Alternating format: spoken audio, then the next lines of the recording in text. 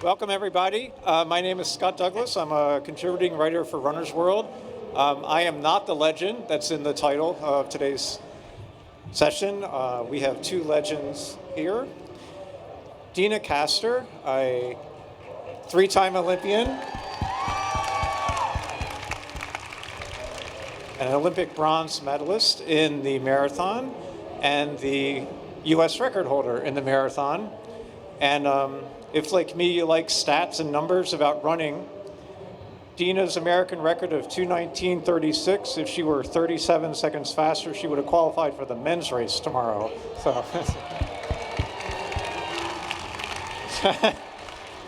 and we also have a literary quality to our guest today. Deena is the author of the best-selling book, Let Your Mind Run.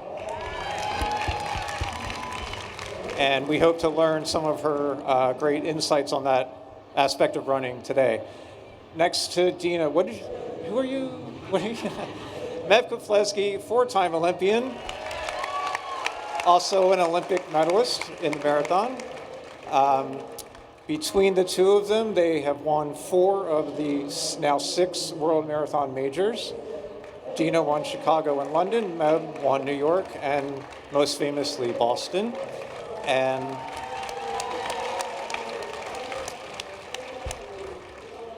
both are also Olympic marathon trials champions, Mev in 2012 and Deena in 2008. And Mev has written 3 books. I think the second and third ones are the better ones out there. That's why you are the legend. Yeah. So we're going to get started with some questions. We'll see how things go on time, and hopefully maybe we'll have time for questions from the audience. But I want to first just get to a couple. We have legends. Let's hear some legendary stories. So I'll start with Deena. The question, you'll get the same question, but you have time to think about your answer. If you were to tell me the story of one of your many marathons, what would it be and why? I think of all of them, I would have to say the 2015 Chicago Marathon, and I was 7th in that race, but I was also a master athlete and a mom, and really built a career on building my, not just my physical endurance, but my mental endurance, and so that build up was rocky as all get out. It was flu and fires in California and terrible allergies from sagebrush, which surrounds our entire town. It was really, I had every excuse to pull the plug on doing that race. And 2 weeks out, when I got the flu that my daughter had had earlier that week, I just said to my husband, who was my coach, I can't do this. Like, there's just no reason for me to get on this starting line and just finish this race when my goal was to break the American Masters record at this distance. And it was through his mindset saying, wow, for someone who's built a career on optimism, I'm really surprised to hear you say that, because I've seen you run your longest long runs in the history of your career, the longest tempo runs that you've done in a decade, and you're still breaking 5 minutes a mile on mile repeats. So despite the excuses you're building up for yourself, I'd say you're pretty ready.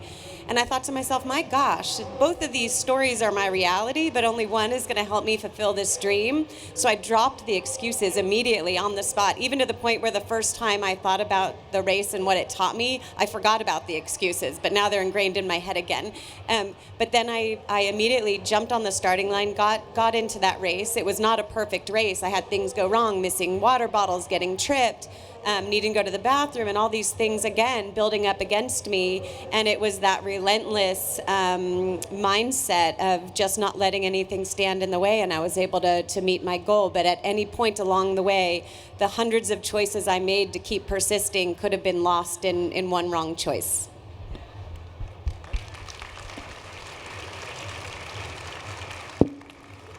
Well, first, thanks for Atlanta and everybody for having us here. It's great to be here. Shout out for the trials tomorrow and for all of you guys running on Sunday.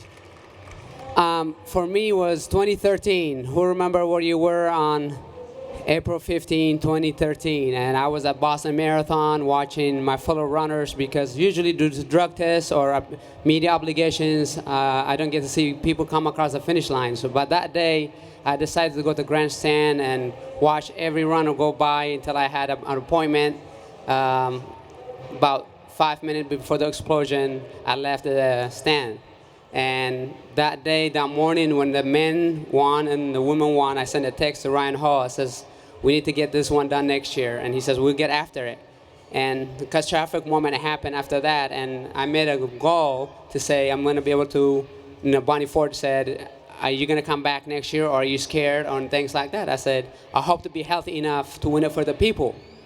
And to think about that for 365 days, and you have the Boston Strong shirt, you have the B hat, and all this, when the Patriots won, the Red Sox won the World Series, put the trophy at the finish line. He said, I want to do that for the runners on Patriots Day, and to come all together for me on April 21st, 2014. You have those dreams, those goals, and you want to be able to just do it. And the Kenyans, the Ethiopians trying to slow down the race, and I said I came with 3 goals: to win, top 3, or personal best. And if I'm going to do that, I'm going to push the pace. And at 5 miles, I took the lead, and 8 miles, it was just for a boy and myself. And then all of a sudden, halfway point, I don't remember going through it, even though there's a lot of ladies who was from Wesley College. And, it was so exciting to have people cheer for you, going USA, USA, Meb, and you get into it, as you guys will get into it tomorrow. People doing the waves and things like that. I'm like, USA, USA. And coming out across the finish line, I had the victims' names on my bib to draw inspiration. When you're doing something greater than yourself, as many of you are, there's a purpose, there's determination, there's this gut that you have to feel, and you have to make a move. And to be able to come on Boylston Street to just chant USA, USA, where the catastrophic moment was, it was a blessing, and that's what I'm known for. He heard USA, USA, but he didn't hear me busting a vocal cord on Heartbreak Hill when I was like, stop looking back! I asked him maybe a week later when we were back in California, did you hear me yelling on Heartbreak Hill? He's like, no. Were you chanting USA? No, that wasn't me chanting USA. I was screaming, don't look back. I was getting nervous.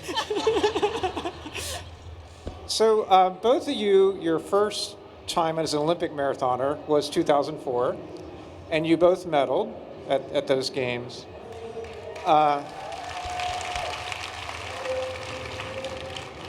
But both of you were second in the U.S. trials in 2004. And I think, certainly I would, and maybe a lot of non-elites would think, I wouldn't think, well, I'm second in the country, so I could be in the top 3 in the world.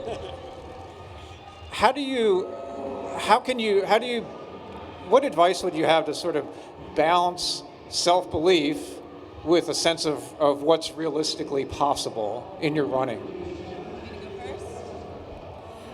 I think it's similar to the hook we all feel in this sport, that as soon as some of you just wanted to dabble in it. I just want to accomplish a 5K or a half marathon or a marathon. And once you do it, you're like, ooh, maybe if I get in an extra long run, or maybe if I get in an extra week of training, or now that I'm experienced, I can do a little bit better. And that's the hook of this race, is that it keeps drawing more and more out of you. There's always more to accomplish, and you could draw more out of yourself. And I think that for Meb and I going into the trials, I know that I thought that I should have crossed that finish line first, and not doing it. I mean, obviously I made the team, so that was a win in and of itself. But I set out to win that race, and not doing it lit a flame under me that I needed to hunker down and get a little better out of myself, and not take the distance for granted, not take the competition for granted. And so that training block was one of the most extraordinary in my life, because of the dedication of Meb and I working together in the mountains, climbing hills, mimicking the rolling terrain of Athens, just getting those little details down to make race day successful, because for 4 years we were actually working with the goal in mind of bringing home an Olympic medal for our country. Meb, how do you go from being second in the country to, in your case, second in the world within the space of a few months? we all have to evaluate our races, and going to the trials for me, it was not the, as Deena discussed for Chicago, it was not the ideal training, but I'm down deep, I knew that if I could make the team, I'm going to have a whole 3-4 months to get ready for. And when Culpeper won, it came down to the last 300-400 meter, and I was just ecstatic that I made the Olympic team. So going to the Olympic Games, I remember telling the Alan Culpeper, says one of us needs to be at the podium. So you have to believe in yourself. And I said, you can't. I would love for him to come to Mammoth Lakes, but he was married, has kids. It was harder for him. But by training together with Deena and I and the Mammoth at the time, Run USA, we all had a goal to be able to get ready and represent our country to the best that we can. They believed in us. We believed in ourselves. So always surround yourself with the teammates. And, I was very inspired when I saw Deena win the bronze medal. I said, I know we done right. I was so proud of her, so inspired by her. I said, now I got to go do the same. Just to win a medal. Going to Athens, Paul Tergat was the world record holder, and he was about 5 minutes better PR than I was. And I said, I thought that he was going to get the gold and try to go for silver and bronze. But when I was next to him, 5 people, I said, I got to beat 2 people, I'm going to be in the medal. As long as I'm in the medal contention, I'm going to be okay. So the positive thinking, you're thinking of in the race, and then you break it down, and then it's like, okay, Stefano Boldini, who eventually won the gold medal, made the move. That was my first marathon ever. And with 5K left, I thought that was a long, long way. And I said, I got to reserve my energy. And then I threw my cap away, 1 mile left, and I went for it. But he was running phenomenal. And, to be able to just contend and your dreams come true, we all aspire to be in the Olympics one day to make it. And when your dream is coming, and, Deena was balling, and because the emotion, the reality is the dreams meeting the reality. And it was just incredible to be able to believe in you that one day you will get there, and to become a reality is huge. And it's just be able to work with each other, the teammates, the people who are supporting us, and become a reality. And to be there with Deena and my coach Bob Larson, who was a coach there, it was just a dream come true. So him throwing his hat down was like a boxer throwing off his gloves. It was so intoxicating to witness that. It was a very strong move in the race to just flick your hat off and go. Yeah. So both of you,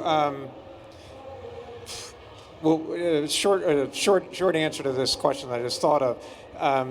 You probably realized at different points in your race that you were about to win an Olympic medal. Bearing in mind that there are children here, what was your thought when you realized? The unedited version of this answer. What did you think when did you realize you were going to medal, and can you remember what you first thought? Let me go last because Deena's is better on that one. Mine was, I saw, we have every 5K we were getting fluid. So the medical team, I tell them when I go there, if you see me, tell me like 15 seconds behind the leaders or 30 seconds behind the leaders. So I saw my coach, Bob Larson, at 15K, gave him thumbs up and smile. And then I was coming from behind, and we were advised to monitor our body heat, not to start hard. So coming from behind. And then, the Lima was ahead, which I didn't see. And then got it on, like talked about earlier. There was 5 people getting up to 3 people, and then you're going to be a medalist. And mine was a flashback of my childhood, coming from Eritrea, meeting my dad in Athens, Greece, where I'm actually running the Olympic, representing our country after 5 years of separation. So those things is like a movie, that flashback that you see, it was happening, and I was just feeling, wow. Everybody told me I was going to be in the Olympics, win a medal when I was in high school. I didn't believe that, but it's becoming a reality, and I knew that, bronze after passing the Lima, and then silver medal, and then trying to go for the Stefano Boldini. He was having a phenomenal day, but to be able to be in position to finish what the origin of the Olympics are at the Pacathronian Stadium, it was a dream come true. Yeah, and we were actually at the start line. I'm not going to go play by play, don't worry. But at the start line, it was 97 of the top women in the entire world at this distance, and 3 FBI agents, because we were at war, and the U.S. athletes had FBI agents assigned to them to keep track of where they were on the race course. So they were leapfrogging each other along the way and checking off that three U.S. athletes had gone by.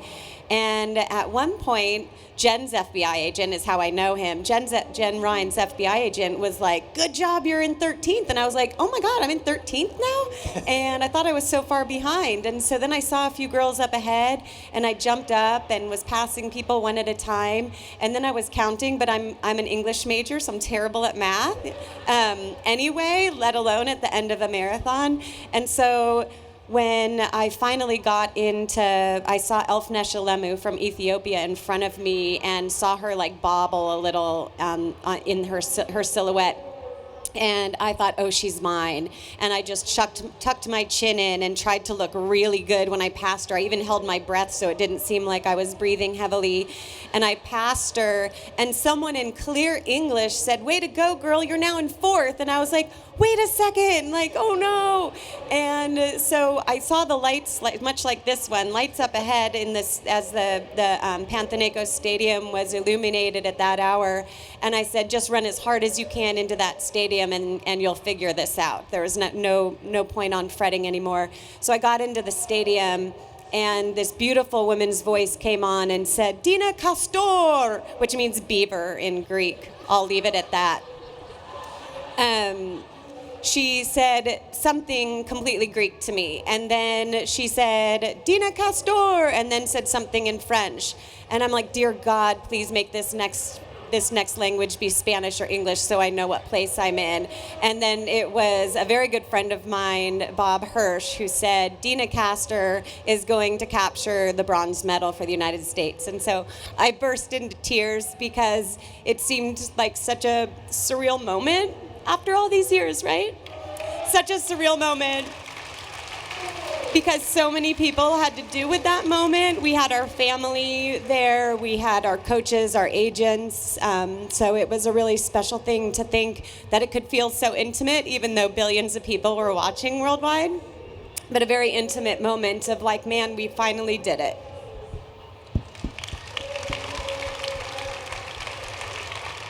So we happen to have talked about mostly a lot of sort of psychological aspects of the sport so far.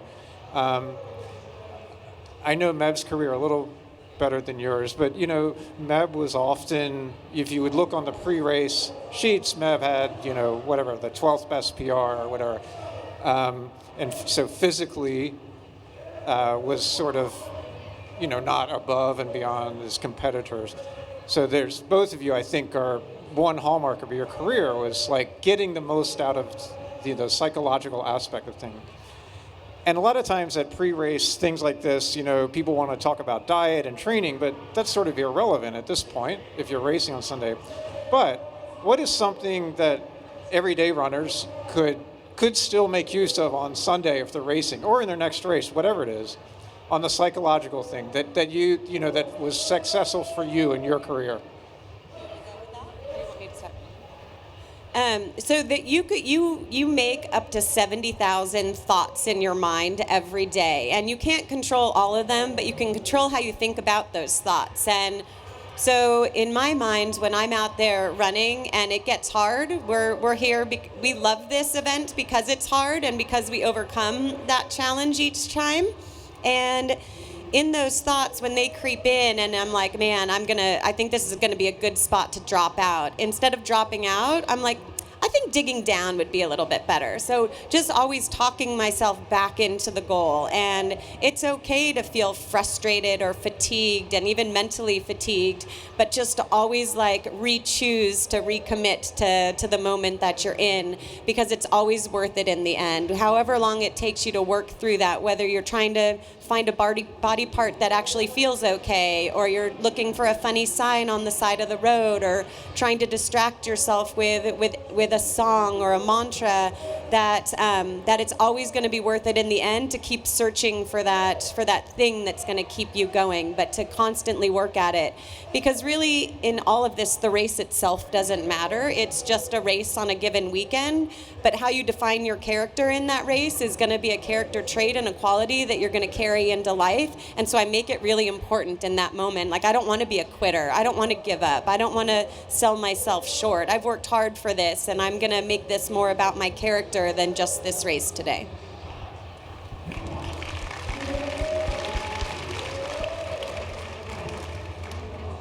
Preparation is the key to success. If you were not prepared or you were ready, you would not be here. Now is the time to just relax, visualize, be there. There's nothing you can do now besides not eating whatever you used to.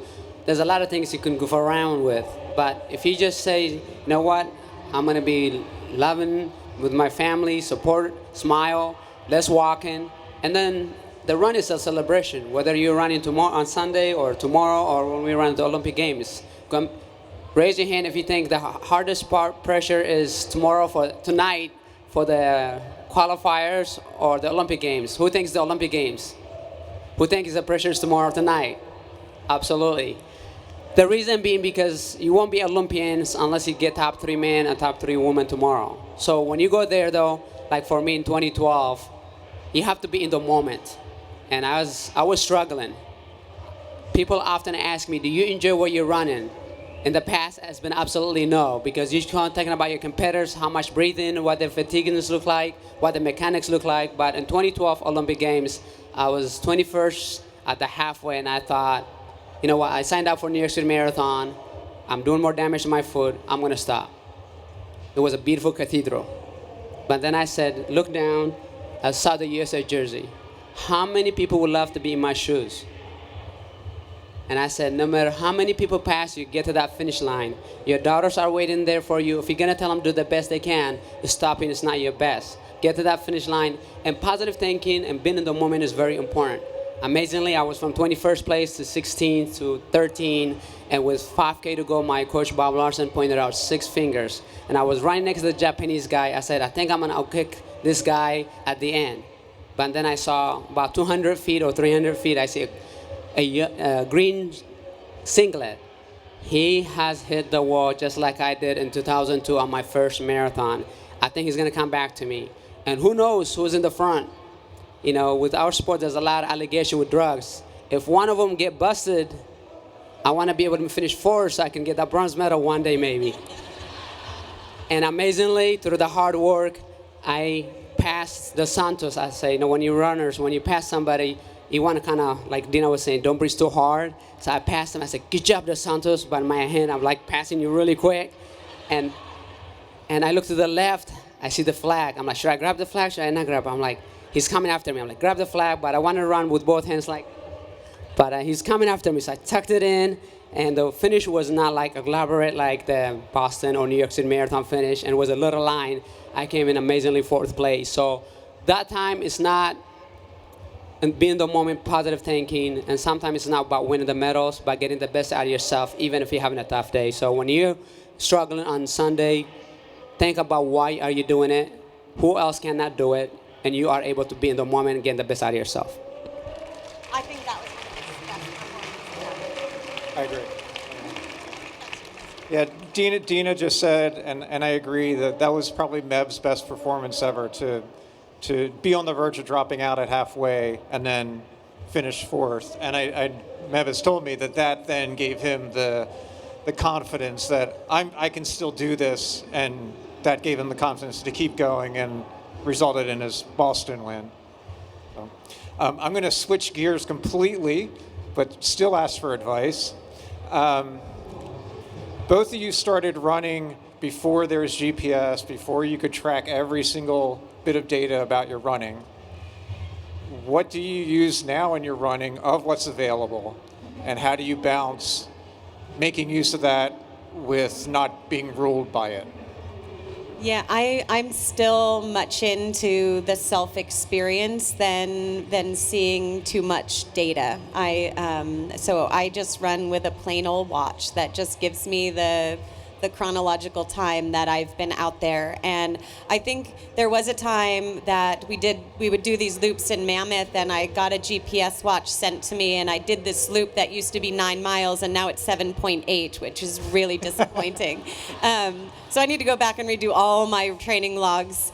But I'm really into the feel of things, and so tomorrow's course would have actually really suited me to feel the hills and be a part of that, and not so much be obsessed with pace and time. So I very much like the sensory. I don't even like running with headphones on because I like to see and feel and hear what's going on around me. So I'm very into the simplicity of running. Okay. Meb, you're a numbers guy. I am a numbers guy. I personally, I'm not having this Olympic watch that I'm wearing, but I love wearing GPS. The reason being, Coach Larson still sometimes when we're running 400-meter repeats, 800-meter repeats, 1 mile or 2 mile, he picks up little rocks on the road and put a pile in there. But he's old-fashioned. But for me, I like to see, the distance accuracy, and I think. And then if I'm going to say I ran 120 miles a week, I want to know it's 120 miles a week, and it's pretty cool to see that. And personally, for probably until 2012 or 2013, I always handwritten my workouts, even though I had them in the GPS. So that way, when you're reflecting back on the week, you said, you know what? I am doing good. I'm making progress. I want to hit 85 this week. I want to hit 95 next week, and things like that. So have a dialogue with yourself. But having the watch is very important because heart rate, distance, sometimes sense of pacing. I will have it on the heart rate monitor to just kind of watch my heart rate, and I predict that was 6:30 pace, and it's like 6:27. So you get to know yourself, and sometimes have it in the pace zone, and then be able to see, my heart rate, what's the effort that I'm putting in. If it's like 150, 140 on the easy days, then you're working too hard. So I love having a watch to be able to run, and if I could take this watch, you can see the big tan that I have because I always wear a watch. Can I ask a question to the audience? Yeah. How many people keep a training log, like an actual paper training log? Yeah? So if you're also running this weekend, a really good thing to do that I've been doing for years is when a little bit of self-doubt starts to creep in the weekend of a race, is to go back and just look at all the work you've done. And it's pretty extraordinary when you think, oh, should I be doing more? Should I have done extra miles, faster paces? And to look back and get reinforcement by what you actually accomplished, it is very powerful once you toe the line to be able to do that distance and believe you can from the gun. On that note, like Deena said, if you can write 3 things that went well this weekend, 3 things that you could improve on the side of the, March 1st, 2020 Atlanta Marathon, that will help you before your next marathon. Did I improve on those 3 things? So by writing the workouts, it makes you help out a lot. So, when Scott Douglas, when we wrote the first 2 book, the book Map for Mortals and 26 Marathon, that made it a lot easier to go over what was right, what was wrong, what we could improve, and things like that. Okay. So you're a good blend of old-fashioned and a techie. So I love telling my training partners this little bit of fun thing about Meb. When I first got access to his GPS stuff, I could see where he'd get to an end of a run and it had said 9.89 miles, and then you could see where he went out, 5/500ths of a mile, and then out and back, so it was 10.00. So good for Meb. So we're trying to get set up to be able to take questions from the audience. I think that there's a mic that's going to materialize. Yes. And so we have about 15 minutes. So if people have questions, that'd be great. I don't want to monopolize all the chance to pick these 2 great minds. So there'll be a mic there on the stadium and on the floor, and feel free and confident to come up and ask a question.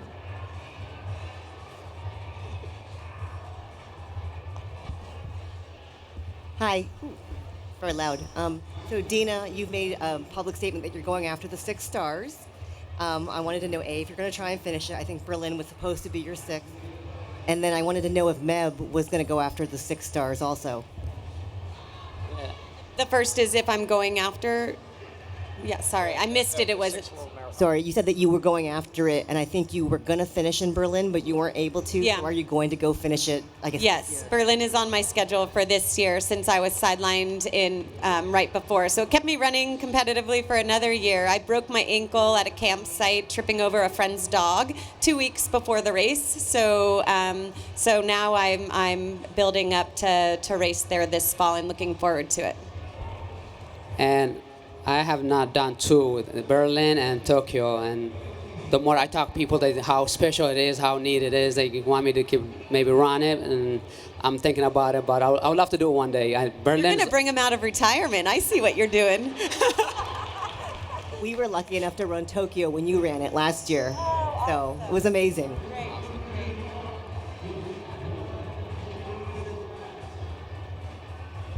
I don't have a question, but Deena, I'm old enough, I remember you as Deena Drossen.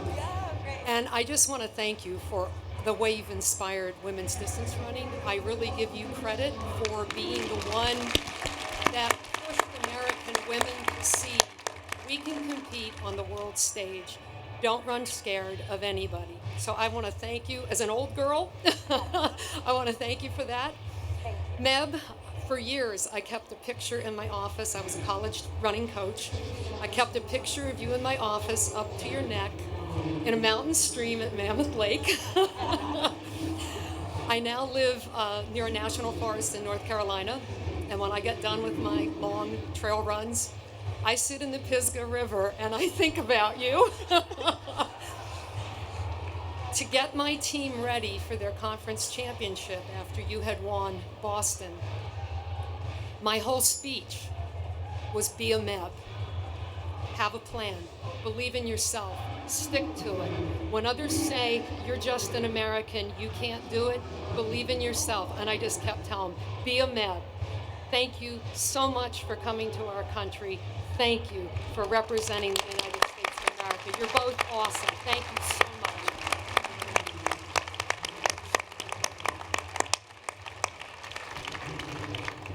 Both of you guys are heroes. And Meb, you've been a hero of mine for a long time.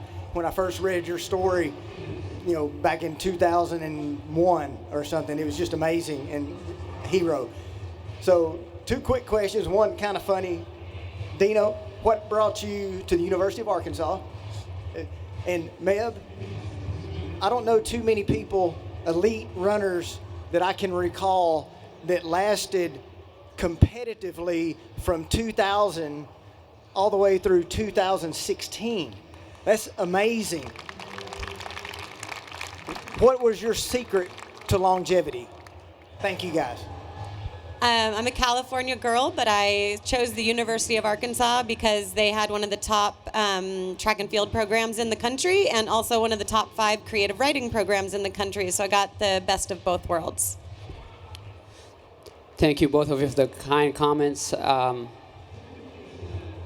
You know, I was a miler in high school. I didn't do a lot of high mileage. Maybe 56 was the highest miles that I ever did in high school. But many people believed in me. It's, you know, I might run the race 26.2 or half marathon, but there's a lot of people behind the scene that will allow me to be the best that I can. I literally think I have probably spent about $110,000 on physical therapy and things like that. I go travel and people say, what's wrong? I said, nothing is wrong, but I gotta take care of my body because the investment that you make there is humongous. By running on soft surfaces, I didn't compete in trails besides cross country, but most of our training in Mammoth Lakes was on the trails. Only tempos or intervals is the only time we stepped up on the pavement to do fast stuff. But the rest of the other stuff is investment in your body, protect your body, and you know, Deena and Andrew, Deena's husband. Therapy is something that you have to do, and you don't get waiting to get injured. Prehab instead of rehab is what we talked in the book with Scott. But for me, I think the nutrition is important. Thank God for my mom and my wife because everything is made from scratch. Never had microwave or this to have the other stuff, but the fruits was always in the house. If there's no fruits in the house, I'm panic. Because that's whatever you put in your system is what you utilize. And for me and my families has always been, you know, even though grow up on welfare and whatnot, but they want the best that you can from scratch. And thank God my mom for you know, been a full-time job. You know, my dad worked as a taxi to provide for the family, but my mom was there, make sure everything, meals, things were done for us, and that's very important. As a father now, we're running around with kids, 3 daughters, to be able to take them to soccer and to other activities, but eating and nutrition is very important. But I'm just thankful for the people that helped me, because I might have run the races, but teammates, classmates, physical therapists, doctors, anybody that have across, many of them have contributed to my life success. Of my dream is their dream. I'm We have going time to say for, I'm sorry. just about teamwork, that my husband Andrew would give Meb massages, and Jordanos, Meb's wife, would give me mbasha, the traditional Eritrean bread. But I was so stingy with it, I would hide it behind the toaster oven so Andrew wouldn't get any.